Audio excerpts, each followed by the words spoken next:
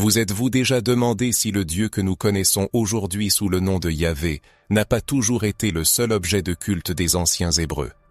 Et si des preuves irréfutables suggéraient que son ascension s'est accompagnée d'une élimination délibérée d'autres divinités?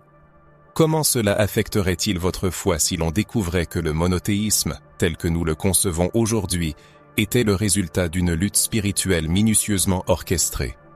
Il ne s'agit pas d'une simple théorie religieuse de plus, mais d'une révélation saisissante qui se cache entre les lignes de la Bible elle-même. Pendant des siècles, on nous a enseigné que Yahvé est le seul et unique Dieu éternel des dieux. Pourtant, les textes bibliques et les découvertes archéologiques attestent que le peuple d'Israël ne l'a pas toujours adoré exclusivement. Au contraire, dans les déserts, les montagnes et les villes antiques, d'autres divinités telles qu'El, Ashéra, Baal et bien d'autres étaient vénérées aux côtés de Yahvé. Comment est-ce que c'est possible? Pourquoi cette information est-elle si rarement discutée? Et, surtout, pourquoi Yahvé a-t-il décidé d'effacer complètement toute trace de ces divinités de la carte spirituelle du monde? Ce n'est pas seulement une question théologique mais un voyage fascinant au cœur de la foi, dans les profondeurs secrètes de l'Ancien Testament, dans les mystères enfouis sous des couches de traduction, de tradition et de doctrine.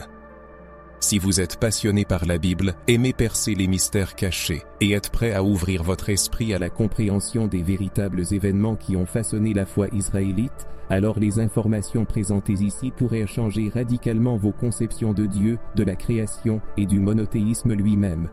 Vous découvrirez qu'il n'y avait pas et de nombreuses divinités bannies, et que Yahvé, le Seigneur des armées, ne s'est pas contenté de se distinguer parmi eux, mais les a réduits.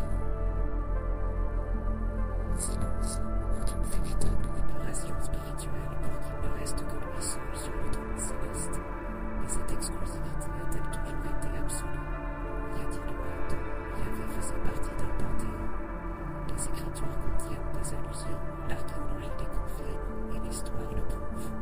C'est une révélation spirituelle qui défie les idées reçues dans les églises, les écoles du dimanche et les sermons. Ici, nous allons au-delà de la religion pour plonger dans les racines profondes de l'ancien Proche-Orient, où les tribus d'Israël luttaient pour leur identité, au milieu de peuples polythéistes, où les prophètes s'opposaient aux rois et aux prêtres, et où la bataille pour un Dieu unique était, en substance, une lutte pour le pouvoir, la pureté et le contrôle des hommes. Êtes-vous prêt à découvrir une vérité qui vous a été cachée? Êtes-vous prêt à comprendre pourquoi Yahvé a ordonné la destruction des images, la démolition des autels et même l'interdiction de prononcer certains noms divins? Ce n'était pas un simple acte de jalousie divine, mais une stratégie méticuleusement élaborée, un plan divin pour éliminer les concurrents et vouer une alliance éternelle avec le peuple élu. Mais qui étaient ces autres dieux? Pourquoi représentaient-ils une telle menace? Et quel rapport cette guerre invisible a-t-elle avec nous aujourd'hui? Préparez-vous, car dans les prochaines minutes, vous plongerez dans l'une des histoires les plus cachées et explosives de la Bible. Un véritable code spirituel que peu ont pu déchiffrer, mais qui pourrait changer à jamais votre perception de Yahvé, des autres dieux et du fondement même de la foi monothéiste. Ce qui va être soumis à une analyse minutieuse constitue l'une des énigmes les plus vives et controversées, enfouies dans les profondeurs de la Bible. Pendant des siècles, elle est restée dans l'ombre des interprétations théologiques, des décisions conciliaires et d'une foi enracinée qui préférait souvent le silence à la confrontation avec une vérité dérangeante. Yahvé, le Dieu aujourd'hui vénéré comme le souverain unique et tout-puissant, n'a pas été investi de ce statut dès sa naissance. Il a affirmé sa domination dans des batailles, luttant contre d'autres divinités et remportant des victoires sur elles. Cependant, pour saisir le véritable sens de ces événements, il est nécessaire de remonter aux origines de l'histoire sacrée et d'examiner ce qui s'est réellement passé en ces temps lointains. Les textes bibliques, en particulier l'Ancien Testament, contiennent de nombreux témoignages indiquant qu'au premier stade de son histoire, le peuple d'Israël n'adhérait pas à un monothéisme strict. Au contraire, il vivait entouré de cultures foisonnant de divinités diverses, où chaque peuple avait son propre Dieu. Souvent, ces dieux entraient en rivalité pour les cœurs et la dévotion des hommes. C'est dans ce contexte qu'apparaît Yahvé, non pas comme l'unique et l'incomparable, mais comme l'un des dieux d'un clan tribal, le dieu d'un petit peuple nomade persécuté, mais choisi pour une mission particulière. C'est ce chemin d'ascension de Yahvé vers le sommet du pouvoir qui commence à lever le voile sur un grand mystère. Comment Yahvé est-il passé d'une divinité tribale à un souverain absolu de toutes choses? Et pourquoi a-t-il été nécessaire d'exiler, d'oublier et même de diaboliser d'autres entités spirituelles? Ce n'était pas un simple débat mythologique, c'était une véritable guerre pour la domination, pour l'affirmation d'une pureté doctrinale et pour la conquête d'une dévotion totale et inconditionnelle. Les Écritures ne cachent pas le fait que Yahvé était un Dieu jaloux, défendant passionnément son pouvoir, un guerrier divin exigeant un culte exclusif. Mais cette exclusivité existait-elle dès le départ? Ou s'est-elle formée progressivement, à mesure que les scribes et les théologiens élaboraient la théologie d'Israël? En étudiant des livres tels que le Deutéronome, le livre de Josué, le livre des juges et les écrits prophétiques, on découvre un détail intrigant. Yahvé ordonne constamment de détruire les autels, d'anéantir les poteaux sacrés dédiés à Ashéra et d'éradiquer le culte de Baal. N'est-il pas étrange qu'un Dieu censé n'avoir aucun égal ait eu si souvent à affirmer sa supériorité? Si d'autres dieux n'existaient pas, pourquoi les combattre? S'ils n'étaient que le fruit de l'imagination, pourquoi prendre leurs adeptes si sérieusement? La réponse à cette question se trouve peut-être dans l'évolution même de la foi juive. Les érudits appellent cette phase précoce l'énothéisme, l'adoration d'un seul Dieu comme suprême, sans pour autant nier l'existence d'autres divinités. Dans ce contexte, Yahvé apparaîtrait comme le Dieu suprême d'Israël, mais pas comme le seul existant. Un tel système de croyance était tout à fait fonctionnel pour un peuple en formation, qui migrait et entrait en conflit avec les nations voisines.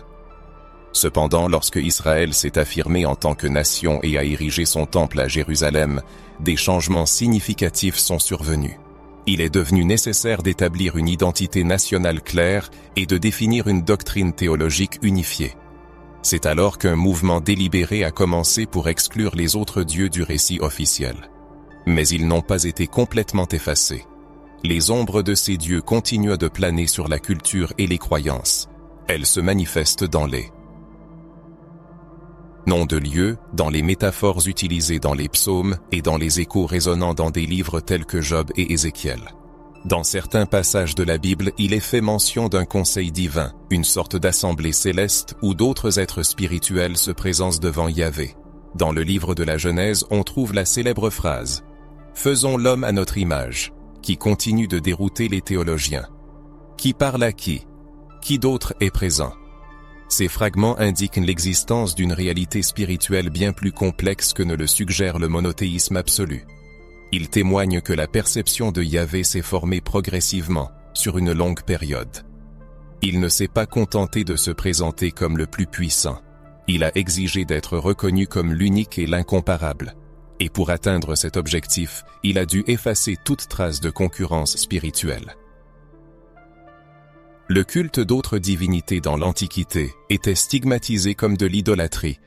Les noms de ces dieux étaient prononcés avec malédiction, et les rituels qui leur étaient associés suscitaient l'aversion. La purification de cette souillure revêtait un caractère non seulement théologique mais aussi profondément symbolique, souvent accompagné de violence. Dans ce processus, Yahvé apparaît comme un stratège visionnaire. Il comprenait qu'un peuple déchiré par des croyances religieuses contradictoires ne pourrait pas survivre.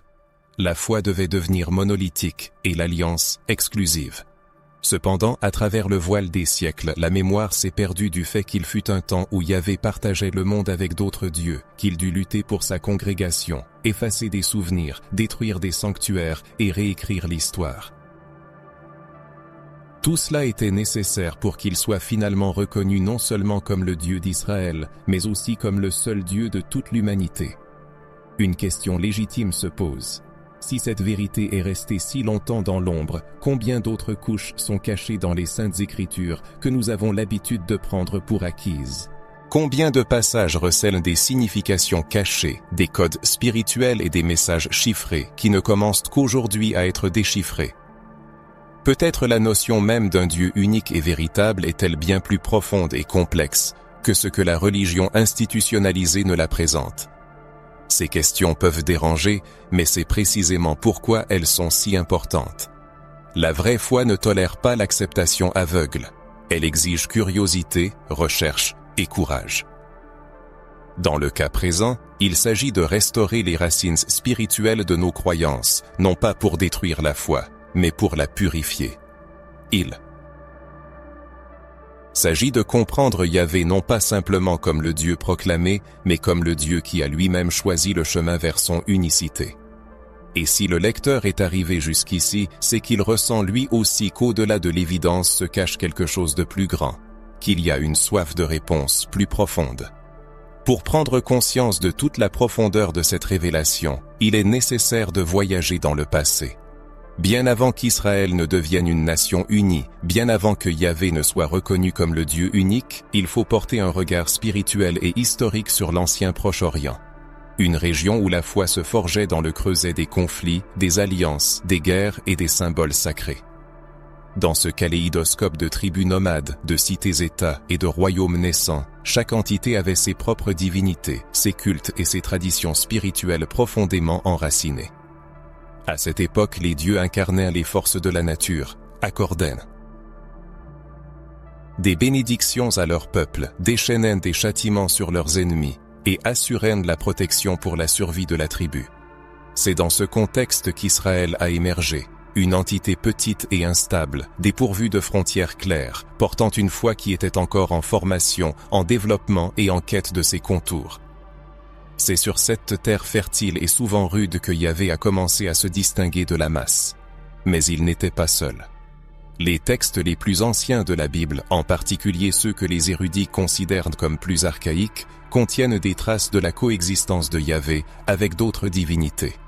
Un exemple frappant est le psaume 82, où Yahvé apparaît au sein d'un conseil de Dieu, jugeant d'autres entités spirituelles. Le texte déclare sans ambiguïté: Dieu se tient dans l'assemblée divine, au milieu des dieux, il rend son jugement. Quelle est cette assemblée? Qui sont ces dieux si Yahvé était le seul et l'unique depuis des temps immémoriaux? La clé de l'énigme réside dans la compréhension du paysage culturel et religieux de ces temps anciens. Les anciennes coutumes cananéennes narrèrent l'histoire d'El, le Dieu suprême, père d'une multitude de dieux qui régnait avec sagesse et distance. Elle partageait son trône avec Ashéra, la déesse mère, incarnation de la fertilité et de la force vitale. Des découvertes archéologiques faites dans des lieux comme Kuntilet Ajrud dans le désert du Sinaï ont révélé des inscriptions disant « à Yahvé et son Ashéra ». Cela indique directement que Yahvé, dans certaines conceptions antiques, était associé à une épouse divine. En d'autres termes, pendant un certain temps, l'idée a prévalu qu'il faisait partie d'un panthéon et n'était pas seul dans sa grandeur. En outre, Baal, dieu de la tempête et de la fertilité, jouissait d'une large vénération parmi les peuples entourant Israël et même parmi de nombreux Israélites à certaines périodes de l'histoire. L'Ancien Testament regorge de passages condamnant cette adoration inappropriée. Élie affrontant les prophètes de Baal sur le mont Carmel, les rois réprimandés pour avoir maintenu des autels sur les hauts lieux, la mention constante des poteaux d'Ashéra, symbole d'Ashéra. Tout cela révèle non pas un simple péché, mais un véritable affrontement spirituel entre divinités luttant pour une place dans le cœur des hommes. Il est important de comprendre que ces mentions ne sont pas apparues de nulle part. Elles reflètent un peuple en devenir. D'un point de vue spirituel, Israël n'avait pas encore de théologie établie ni de doctrine figée. La foi était dynamique, vivante, influencée par d'autres peuples et adaptée aux circonstances. Le nom même d'Israël signifiant « celui qui lutte avec Dieu » transmet déjà l'idée d'une relation tendue, en mouvement, en débat. Dans le livre des Juges et Yaach, par exemple, nous voyons comment le peuple a commis le mal à maintes reprises aux yeux de Yahvé, en adorant d'autres dieux. Mais cette pratique n'était pas une simple rébellion. Elle faisait partie du syncrétisme religieux répandu à l'époque. Le peuple était entouré de cultures puissantes, de temples impressionnants et de cultes sensuels. Tandis que Yahvé exigeait une fidélité invisible, les autres dieux offraient des images, des statues et des rituels tangibles. Pour un peuple habitué au visible, la foi concrète en un Dieu invisible était un défi constant. D'où l'insistance des prophètes à détruire les idoles, à brûler les images et à interdire les noms. Yahvé devait se distinguer. Il devait être unique, mais il ne l'était pas encore. Il est également important de noter que pendant la période des juges et jusqu'à la majeure partie de la monarchie, les Hébreux offraient encore des sacrifices en divers lieux, connus sous le nom de hauts lieux. Ce n'est que plus tard, avec la centralisation du culte à Jérusalem, que cette pratique fut condamnée. Avant cela, la foi était décentralisée, avec des variations dans la compréhension de qui était Yahvé et de sa place parmi les autres êtres spirituels. Cela montre que l'unification de la foi en Yahvé fut aussi un mouvement politico-religieux, un moyen de consolider le pouvoir, la structure et le contrôle. Cela ne s'est pas fait du jour au lendemain. Ce fut un processus, une transformation consciente et stratégique. Et il y a autre chose. Le décalogue lui-même, les 10 commandements, montrent que Yahvé reconnaissait l'existence d'autres dieux, bien qu'il en interdise le culte. Considérons le premier commandement. « Tu n'auras pas d'autres dieux devant ma face ». Il n'affirme pas qu'ils n'existent pas. Il dit de ne pas les placer au-dessus de lui. Cela a un poids énorme dans le contexte historique. Cela implique que Yahvé exige l'exclusivité, non pas parce qu'il est le seul dans l'univers, mais parce qu'il conclut une alliance unique avec Israël. Il sera le Dieu du peuple élu, et ce peuple, à son tour, doit lui appartenir exclusivement. Les découvertes archéologiques et les études linguistiques viennent confirmer davantage le tableau présenté. Dans l'ancienne Ougarite, une cité effacée de la carte il y a des millénaires, des textes religieux ont été mis au jour, décrivant une hiérarchie divine étonnamment similaire à celle que l'on retrouve dans certains passages bibliques. L'idée d'un conseil céleste, il s'avère, n'était pas fondamentalement nouvelle, mais faisait partie des conceptions religieuses de l'époque. Yahvé, en tant que divinité nationale, s'intégrait organiquement dans ce contexte avant d'assumer, sur le plan théologique et spirituel, le rôle prépondérant de Dieu absolu. Tout cela ne diminue en rien l'importance de Yahvé. Au contraire, cela démontre son approche stratégique, sa détermination et sa souveraineté dans la formation progressive de la foi de son peuple. Il n'a pas eu recours à une imposition violente et instantanée du monothéisme, mais a sagement guidé, corrigé et purifié la conscience des hommes. Cela témoigne de sa compréhension des limitations humaines et de son action dans le cadre du processus historique pour amener ses fidèles à une révélation complète. On peut imaginer l'impact que cela a eu sur les contemporains de ces événements, se trouvant au cœur d'une lutte spirituelle où de nombreuses voix appelaient à l'adoration de diverses divinités. Choisir de suivre un Dieu exigeant une foi inconditionnelle, une obéissance totale sans aucune image ni garantie matérielle. Un Dieu exigeant la dévotion du cœur et non de simples manifestations extérieures fut un pas véritablement révolutionnaire. Ce choix n'était pas facile et s'est avéré insurmontable pour beaucoup. C'est pourquoi tant de gens ont montré de l'hésitation et se sont détournés de la foi. C'est pourquoi les prophètes s'adressaient au peuple avec des appels et des réprimandes. C'est pourquoi Yahvé a utilisé des mots sévères, conscient que le destin spirituel de tout un peuple était en jeu. Pour véritablement saisir l'essence de Yahvé, il est nécessaire de dépasser les dogmes religieux contemporains et de revenir aux origines, aux toutes premières manifestations de Yahvé dans l'histoire spirituelle de l'humanité, lorsqu'il n'était encore qu'une divinité parmi d'autres. Oui, cela peut sembler décourageant au premier abord, mais c'est précisément cette vérité qui est cachée dans les textes les plus anciens, les découvertes archéologiques et même entre les lignes des Saintes Écritures. Yahvé n'était pas initialement le Dieu unique de tout ce qui existe. Au début, il était une divinité tribale, un Dieu guerrier, l'Élohim d'un certain clan, qui fut avec le temps reconnu comme le seul vrai Dieu. Cependant, durant cette période initiale, d'autres noms, d'autres entités divines coexistaient avec Yahvé. Le plus significatif d'entre eux était probablement El, vénéré comme le Père des dieux dans le panthéon cananéen. El était le Dieu suprême, associé à la création, à la sagesse et à la gouvernance lointaine de l'univers. Alors que Yahvé dans les récits les plus anciens apparaît comme un Dieu plus proche et plus actif, souvent associé aux tempêtes, au feu et aux montagnes. Ce n'est pas un hasard si tant de théophanies, de manifestations divines de Yahvé se produisent sur les sommets des montagnes, accompagnés de tonnerres, de fumée et de feu. C'était le style des dieux guerriers, un sceau spirituel particulier et puissant qui conférait immédiatement l'autorité sur leurs adeptes. Et si El était un souverain lointain, Baal était le favori du peuple cananéen. Baal était le dieu de la pluie, de la fertilité et des récoltes, un dieu célébré lors de fêtes avec l'érection d'autels majestueux et la tenue de rituels qui enchantaient visuellement le peuple. Baal n'était pas seulement populaire, il était séduisant. Pour un peuple comme les Israélites, qui luttaient contre l'aridité du désert et l'instabilité de l'agriculture, Baal offrait ce que Yahvé, dans ses premières années, ne semblait pas promettre. Aussi clairement, l'abondance immédiate. Sur les pages de l'Ancien Testament se déroule un grand drame spirituel, dont l'essence n'est pas l'affrontement du bien et du mal au sens habituel, mais une lutte pour la dévotion, pour le droit de posséder les cœurs des hommes, pour l'affirmation de l'exclusivité spirituelle.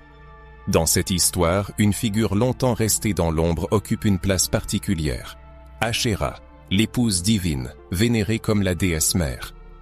Des découvertes archéologiques, notamment des inscriptions anciennes trouvées à Kuntilet Adjroud, témoignent qu'Ashéra était représentée aux côtés de Yahvé, comme en atteste la phrase « Yahvé de Samarie et son Ashéra ». Ces artefacts indiquent l'existence, dans le passé, d'une conception selon laquelle Yahvé n'était pas seul, qu'il y avait à ses côtés une déesse patronne de la fertilité, de la vie et du bien-être familial. Le culte d'Ashéra s'exerçait par le biais de poteaux sacrés, connus sous le nom d'Ashéras, qui furent par la suite interdits et détruits sur ordre des prophètes et des rois fidèles à Yahvé. La raison d'une telle éradication du culte d'Ashéra réside dans le fait que sa présence contredisait l'image de Yahvé comme Dieu unique et incomparable. L'affirmation de cette idée a nécessité un nettoyage théologique de grande envergure et une réforme spirituelle radicale. Cela cependant ne diminue en rien la grandeur de Yahvé, mais témoigne qu'il a conduit son peuple sur le chemin d'un profond développement spirituel.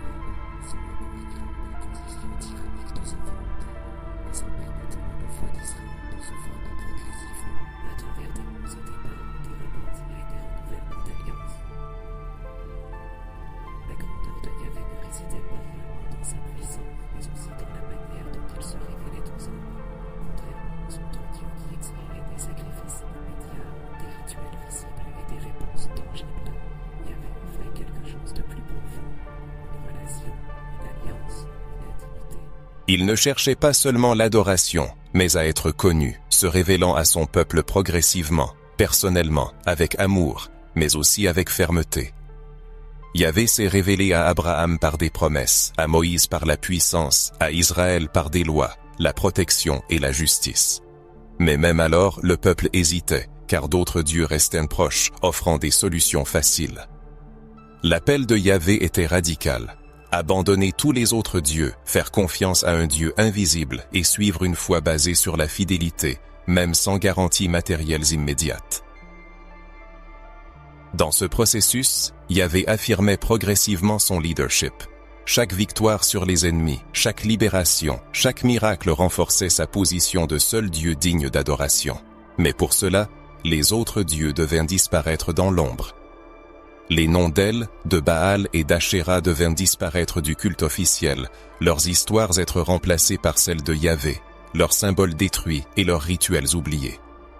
Il était nécessaire d'effacer ces images de la conscience populaire non seulement à cause de la jalousie divine, mais aussi parce que le monothéisme exigeait une exclusivité totale.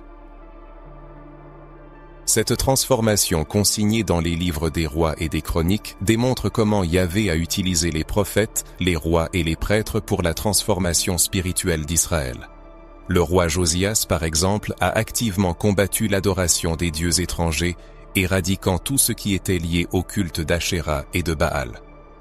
Pendant ces périodes de réforme, Yahvé en vint à être identifié non seulement comme le Dieu d'Israël, mais aussi comme le Créateur du ciel et de la terre, le Très-Haut, au-dessus de tous les autres dieux. À ce stade se déploie quelque chose de véritablement profond. Yahvé ne se contente pas de l'emporter sur d'autres divinités. Il se transforme en l'incarnation absolue de la spiritualité, de l'éthique et de la morale. D'un Dieu tribal, il s'élève au rang de Seigneur universel, et cette métamorphose est au fondement de toute la foi biblique. Cependant, cela n'a pas été un miracle instantané, mais le résultat d'un long processus. Comprendre ce processus n'affaiblit pas la foi, mais au contraire la renforce, car cela montre que Yahvé n'est pas le fruit de la réflexion humaine, mais un Dieu qui se révèle au cours de l'histoire, dans le temps, dans la culture et par-dessus tout, dans le cœur humain. À mesure que Yahvé s'élevait en tant que Dieu d'Israël, la tension entre lui et les autres dieux s'intensifiait à tous les niveaux, spirituels, politiques, culturels et religieux. Ce n'était pas un simple changement de croyance religieuse, mais un véritable conflit cosmique. Yahvé n'exigeait pas seulement un culte exclusif, mais aussi l'éradication complète de toute trace d'autres cultes. Les prophètes furent les plus ardents défenseurs de cette exigence, des hommes choisis par Dieu pour proclamer des vérités allant à l'encontre de l'opinion populaire, défiant les rois et ébranlant les prêtres. Ils étaient la voix de Yahvé au milieu d'un peuple déchiré par des contradictions, dérouté par l'influence des nations voisines et spirituellement séduit par des pratiques religieuses plus visuelles et indulgentes. Les prophètes étaient radicaux dans leur message, car ils comprenaient la gravité de la situation. Il ne s'agissait pas seulement de choisir un Dieu parmi tant d'autres, mais de purifier l'identité spirituelle d'Israël. Ils considéraient l'idolâtrie comme une trahison spirituelle. Yahvé était l'époux d'Israël, et lorsque le peuple se tournait vers Baal, Astarté, Moloch ou toute autre divinité païenne, c'était l'équivalent de trahir son Créateur. C'est pourquoi le langage des prophètes est si riche, plein d'émotions, de colère divine, mais aussi d'espoir.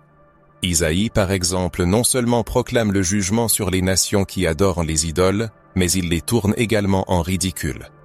Dans Isaïe 44, il ironise sur la façon dont un homme coupe un arbre, en utilisant la moitié pour faire du feu et cuire ses aliments, et en sculptant un dieu à adorer avec l'autre moitié. Il montre l'absurdité de l'idolâtrie d'une manière presque comique, mais en même temps profondément spirituelle. Isaïe demande: comment est-il possible qu'un homme adore ce qu'il a lui-même créé? La logique divine exige quelque chose de plus. Un Dieu qui crée l'homme, et non l'inverse. Et ce Dieu, selon le prophète, est Yahvé, le Saint d'Israël, l'unique, l'Éternel, celui qui ne partage sa gloire avec personne. Dans le livre du Deutéronome, le message est encore plus clair et direct. Nous y trouvons des avertissements répétés contre les dieux des autres nations. Yahvé ordonne à Israël non seulement de les ignorer, mais de les détruire, de brûler leurs poteaux sacrés, de démolir leurs autels et d'exclure complètement toute possibilité de syncrétisme. Deutéronome 6.4 contient la célèbre proclamation: écoute, Israël, l'Éternel, notre Dieu, l'Éternel est un. C'est un tournant, le point où la foi en Yahvé commence à s'affirmer non seulement comme préférable, mais comme absolue. Cette déclaration deviendra la pierre angulaire du monothéisme juif, récité quotidiennement par les juifs pieux comme un symbole de foi. Il est important de comprendre que la transformation de la foi n'a pas été instantanée. Dans l'histoire du judaïsme, il y a eu une période que les érudits appellent l'énothéisme. Durant cette période, Yahvé était vénéré comme le Dieu suprême, mais l'existence d'autres dieux n'était pas niée. Cela peut être comparé à la déclaration: Yahvé est notre Dieu, le plus puissant et le plus digne, mais nous reconnaissons l'existence d'autres dieux. Ce fait explique la présence de mentions d'autres dieux, de fils de Dieu et de conseils célestes dans les textes anciens. Il semblait exister une hiérarchie spirituelle où Yahvé occupait le trône le plus élevé, tout en reconnaissant l'existence d'autres entités spirituelles. Cependant, à mesure que Yahvé se révélait comme le seul créateur, le seul digne et juste, cette hiérarchie commença à s'effondrer. Les psaumes reflètent également cette évolution. Dans plusieurs passages, on voit comment Yahvé s'élève au-dessus de tous les dieux. Par exemple, le psaume 86:8 déclare: « Nul n'est comme toi parmi les dieux, Seigneur, et il n'y a pas d'œuvre comme les tiennes. » Le psaume 82 présente l'image mystérieuse de Yahvé siégeant dans une assemblée divine et jugeant les dieux. La fin de ce psaume est très révélatrice. Yahvé les réprimande, leur prédit le sort des mortels, puis s'affirme comme le seul juge de toute la terre. Ce récit symbolique et profondément spirituel démontre comment Yahvé bannit les autres dieux non seulement du culte humain, mais aussi de l'arène cosmique. Les prophètes ont poursuivi ce travail. Jérémie dénonce le culte de la reine du ciel, probablement une référence à Ishtar ou Astarté, exhortant le peuple. Jusqu'à quand continuerez-vous à brûler de l'encens à d'autres dieux, provoquant la colère de Yahvé? Ézéchiel décrit des visions où des prêtres accomplissent des rituels secrets à l'intérieur du temple, adorant des idoles et mélangeant le culte de Yahvé avec des pratiques païennes. La douleur de Yahvé est évidente, car il recherche l'exclusivité non par égoïsme, mais parce que seul lui peut offrir le vrai salut. Ce processus de purification spirituelle fut à la fois douloureux et glorieux. Douloureux, car il exigeait une rupture radicale avec les traditions anciennes, la destruction d'objets sacrés et la confrontation avec les cultures voisines. Glorieux, car il a ouvert la voie à une foi inébranlable, centrée sur un Dieu unique, éternel, invisible mais omniprésent. La transition de l'énothéisme au monothéisme fut l'une des plus grandes révolutions spirituelles de l'histoire de l'humanité, et Yahvé non seulement a dirigé ce processus, mais en fut le principal acteur. Cependant, on ne peut ignorer le fait que ce conflit a laissé une empreinte profonde. Chaque fois que Yahvé se révélait comme le seul Dieu, une résistance surgissait. Les gens exprimaient leur mécontentement, retournaient aux idoles, demandaient des rois comme les autres nations, et érigeaient en des veaux d'or. Les prophètes ont souffert, ont été persécutés et même tués, car ils exhortèrent le peuple à renoncer à la fausse sécurité des idoles et des traditions païennes, et à faire entièrement confiance à un Dieu que l'on ne peut voir, mais qui se révèle dans l'âme. À mesure que la confrontation spirituelle entre Yahvé et les autres dieux s'intensifiait, une vérité devenait évidente. Yahvé ne cherchait pas seulement l'adoration, mais une exclusivité totale. Et non par caprice ou vanité, comme certains osent encore le suggérer, mais parce que dans un monde plongé dans la confusion spirituelle, l'idolâtrie visuelle et les cultes païens séduisants, seule une stratégie radicale de purification pouvait maintenir Israël fidèle et spirituellement vivant. Le Tout-Puissant ne créait pas seulement un peuple, il posait les fondations d'un héritage spirituel éternel, une communauté appelée à refléter sa sainteté dans le monde. Dans ce dessein, il n'y avait pas de place pour la duplicité dans la foi, pour les compromis avec des symboles capables de diviser le cœur humain. Dès les premiers commandements, Yahvé établit clairement l'exclusivité de son alliance. « Tu n'auras pas d'autre Dieu devant ma face. Tu ne te feras pas d'idole, ni aucune image de ce qui est en haut dans le ciel, ni de ce qui est en bas sur la terre. » Ce ne sont pas de simples directives arides, mais une partie d'une stratégie divine visant à purifier l'esprit du peuple de l'impureté religieuse. Yahvé comprenait que l'homme est réceptif aux images visuelles, émotif et influencé par les symboles. Il savait qu'une seule image pouvait détourner la dévotion destinée à l'invisible, au saint et à l'éternel. C'est pourquoi sa décision était sans équivoque. Détruire toutes les images, autels et objets qui pourraient devenir une source de distraction ou d'idolâtrie. De tels passages bibliques peuvent susciter un malaise. La question se pose, pourquoi Dieu ordonnait-il de détruire les autels, de brûler les poteaux sacrés et d'éradiquer des coutumes apparemment inoffensives d'un point de vue culturel? La réponse réside dans le fait que Yahvé voyait au-delà de ces manifestations extérieures. Derrière le bois, la pierre et les rituels, il discernait des accords spirituels, des alliances secrètes qui ouvraient les portes à une influence démoniaque, asservissant l'âme sous le masque de la religiosité. Ce qui pour l'homme apparaissait comme une tradition ou un héritage culturel était pour Yahvé une infection spirituelle nécessitant un traitement radical. Il fallait éradiquer le mal à la racine, sans laisser un seul symbole, ni un ancien autel capable de raviver le souvenir des dieux passés. Cette jalousie absolue, souvent mentionnée dans les Écritures comme divine, diffère de la jalousie humaine, basée sur l'insécurité. C'est une jalousie sainte et pure, engendrée par un amour infini et la conscience de la vérité. Yahvé savait que seul lui est la source de vie, de salut et de but éternel. Par conséquent, toute déviation de son adoration n'était pas simplement une erreur, mais une perte tragique de la destinée spirituelle. La jalousie de Yahvé est une manifestation de sa miséricorde, une expression d'amour qui ne tolère pas la tromperie et ne veut pas voir ses enfants adorer des images sans âme. Il n'accepte pas la concurrence non par peur, mais parce qu'il sait que tout autre Dieu est un piège spirituel, caché sous le masque de la spiritualité. Cette idée trouve confirmation dans l'histoire des rois d'Israël et de Juda. Les dirigeants justes, qui plaisaient au Seigneur, se distinguaient toujours par un trait. Ils détruisaient les autels païens, anéantissaient les poteaux d'Achéra, éradiquaient les images de Baal et purifiaient le temple. Ces actions n'étaient pas de simples réformes religieuses, mais des batailles spirituelles de haut niveau.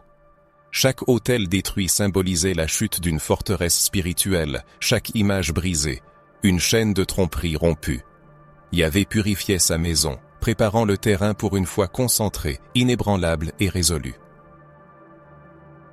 À titre d'illustration frappante, on peut citer l'exemple du roi Josias, dont les réformes allèrent bien au-delà d'une simple rénovation.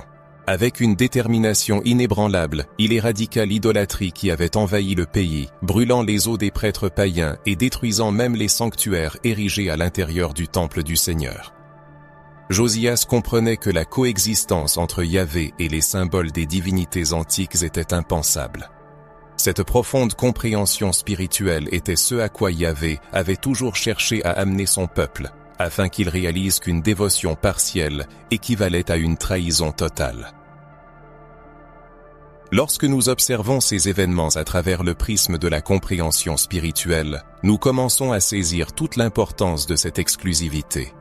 Yahvé ne cherchait pas seulement à libérer son peuple de l'esclavage physique en Égypte, à Babylone ou de toute autre oppression.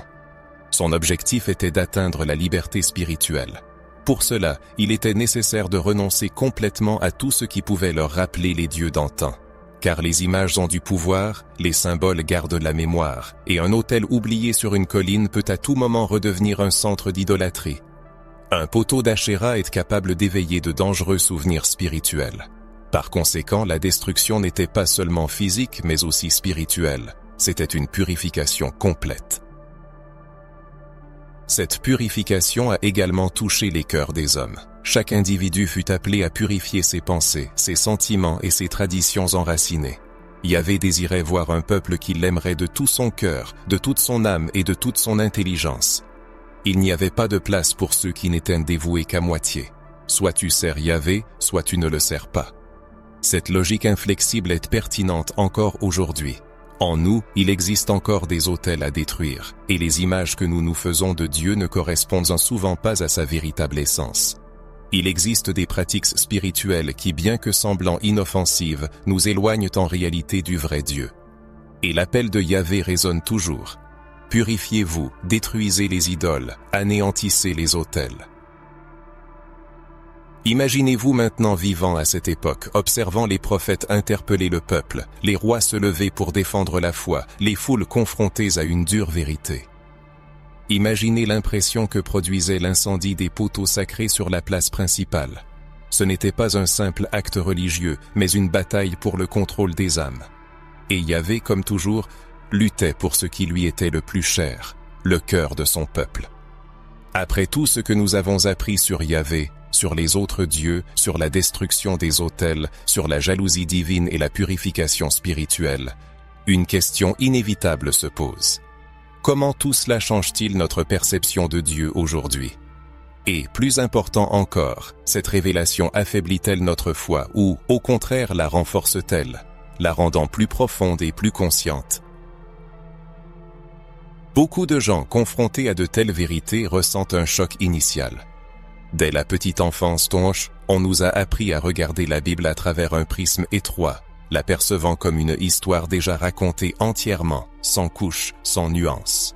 On nous a présenté Yahvé comme le Dieu unique, incontestable et absolu dès le début, sans aucun processus, contexte ou trajectoire de développement. Cependant, la réalité spirituelle est bien plus riche, complexe et vivante que cette représentation statique. Et comprendre cela n'est pas une menace pour la foi, mais plutôt une invitation à la croissance spirituelle, un appel à abandonner une compréhension superficielle et à plonger dans la profondeur. Lorsque nous réalisons que Yahvé s'est révélé progressivement à son peuple et a exigé, pas à pas, une dévotion exclusive, non pas culturelle mais spirituelle, nous commençons à voir un Dieu qui éduque, guide et façonne. Un Dieu qui n'impose pas sa volonté, mais invite à la collaboration. Un Dieu qui fait preuve de patience envers le temps humain, la confusion spirituelle des peuples et qui, malgré tout, n'arrête jamais d'appeler ses enfants à lui. Ce processus, loin d'affaiblir la foi, la rend paradoxalement plus vivante, plus dynamique et profondément enracinée dans la réalité. C'est là l'une des leçons spirituelles les plus importantes à tirer de toute cette histoire. La providence divine n'agit pas dans la précipitation, mais poursuit toujours un but précis. Le Créateur savait qu'il faudrait du temps au peuple pour renoncer aux faux dieux, détruire les anciens autels et rejeter les traditions enracinées non seulement dans la culture mais aussi dans les cœurs. Yahvé comprenait que pour atteindre une véritable adoration, basée sur la conscience, un processus graduel était nécessaire. C'est précisément ce qu'il attend de chacun aujourd'hui. Une foi qui ne repose pas sur une peur aveugle ou des traditions obsolètes, mais sur une compréhension profonde, une révélation personnelle et une connexion intime avec le divin. Malheureusement, beaucoup de gens se contentent d'une foi superficielle, répétant mécaniquement des dogmes sans en sonder le sens. Cependant, lorsque l'on prend conscience que Yahvé s'est révélé dans un monde rempli d'autres dieux et qu'il n'a pas exigé une obéissance instantanée, mais a guidé son peuple avec patience et amour, la relation avec lui subit de profonds changements. Dieu commence à être perçu non seulement comme un juge sévère, mais aussi comme un père aimant qui éduque, protège et instruit, tout en attendant patiemment la maturation de son enfant. Ce temps d'attente est précieux, car c'est pendant cette période que la conscience se forme, que la conviction naît, et que la foi devient vivante et consciente. De plus, la prise de conscience que l'histoire de la foi d'Israël a traversé diverses étapes, conflits et découvertes aide à mieux gérer ses propres doutes et hésitations. Combien de fois chacun se demande-t-il s'il est sur la bonne voie, tiraillé entre l'ancien et le nouveau, le visible et l'invisible, la tradition et la vérité? Les Israélites ont traversé tout cela, et Yahvé ne les a jamais laissés seuls. Au contraire, chaque fois que le peuple trébuchait, il tendait une main secourable. Chaque fois qu'ils s'égaraient, il envoyait des prophètes pour les ramener sur le droit chemin. Chaque fois qu'ils l'oubliaient, il leur rappelait sa présence. C'est là l'essence du chemin spirituel. Non pas atteindre la perfection, mais la conscience. Non pas suivre aveuglément des rituels, mais construire une relation personnelle avec Dieu. C'est ce que Yahvé attend aujourd'hui, que les gens cessent de simplement répéter des prières apprises par cœur et commencent à comprendre le sens de leurs mots. Qu'ils abandonnent les images et les symboles distrayants et commencent à chercher la présence vivante de l'esprit. Qu'ils renoncent à la religion mécanique et acceptent la révélation continue qui transforme, purifie et détruit les idoles qui se cachent à l'intérieur. Il est bon de se demander combien de personnes aujourd'hui, à l'instar des anciens Israélites, sont déchirées entre Yahvé et d'autres dieux. Ce ne sont peut-être plus Baal ou Ashéra, mais des idoles modernes. L'argent, le pouvoir, l'ego, la gloire, la vanité. Ces idoles invisibles mais bien réelles occupent la place de Yahvé sur l'autel du cœur. Et l'appel reste le même. Purifiez-vous, détruisez ces autels et consacrez-vous entièrement à Dieu. Le plus important est que Yahvé continue de se révéler au monde, de parler par les prophètes et de purifier les cœurs des croyants. Il protège toujours avec zèle son peuple et désire une dévotion exclusive, non par égoïsme mais par amour. Là où il y a un amour véritable, il y a toujours un désir d'intimité. Dieu ne veut partager le cœur avec personne ni quoi que ce soit, car seul lui a les paroles de la vie éternelle. Seul lui connaît les pensées et les sentiments les plus intimes. Seul lui peut nous conduire au-delà de la religion. Formel vers la vie éternelle. Tout ce qui a été révélé précédemment nous mène à la compréhension d'une profonde réalité spirituelle. Yahvé, le Dieu qui se révèle à travers des étapes successives, n'impose pas de dogme rigide, mais nous entraîne dans un voyage spirituel, nous invitant à la conscience. Il propose à chacun de regarder au fond de soi, d'explorer ses propres autels et idoles cachées, en posant la question de la volonté de l'aimer entièrement, en rejetant tout ce qui pourrait rivaliser avec sa présence. C'est là la véritable vocation, une foi consciente. Une foi qui voit l'histoire sacrée avec un regard spirituel, comprenant que Yahvé est toujours resté immuable, mais que la compréhension humaine de lui s'est construite progressivement, pas à pas, de révélation en révélation, de libération en libération. Et ce processus de construction est encore loin d'être achevé, car le relais vous est maintenant passé. Il est temps de poursuivre ce voyage. Regardons au fond de vous, répondant à la question. Suis-je l'homme vivant fondé non sur des images, mais sur la présence vivante de Dieu?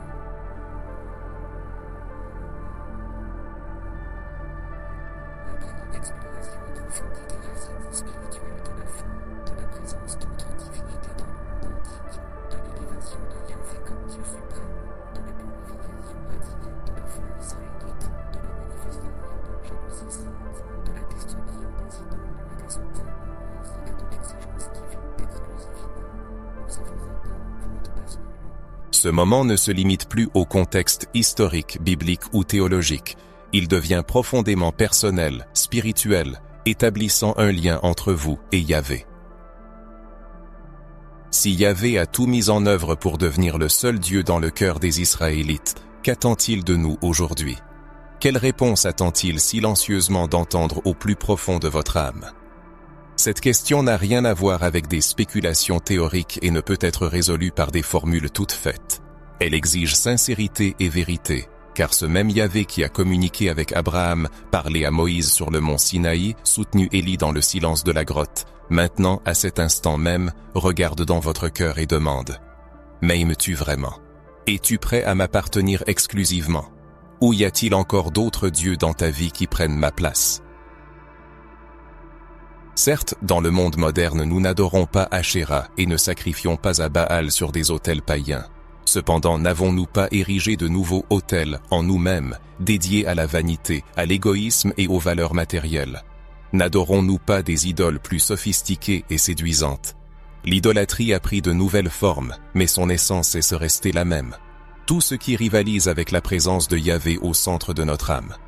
C'est pourquoi cette révélation ne doit pas éloigner, mais rapprocher, montrant que le Dieu qui aspire à l'exclusivité n'est pas un tyran, mais un Père aimant. C'est un Dieu qui a préféré détruire les autels plutôt que de perdre ses enfants. Un Dieu qui a affronté rois, prophètes et foules, pour que la vérité triomphe du mensonge. Yahvé ne veut vous partager avec personne, car il vous connaît mieux que quiconque. Il vous a vu vous former dans le ventre de votre mère, a insufflé la vie dans votre esprit et a écrit votre histoire, avant même que vous ne fassiez votre premier pas. Comment pourrait-il accepter d'être juste une option parmi tant d'autres? Ainsi, devant chaque personne se présente un choix fatidique qui transcende les croyances religieuses et les statuts sociaux.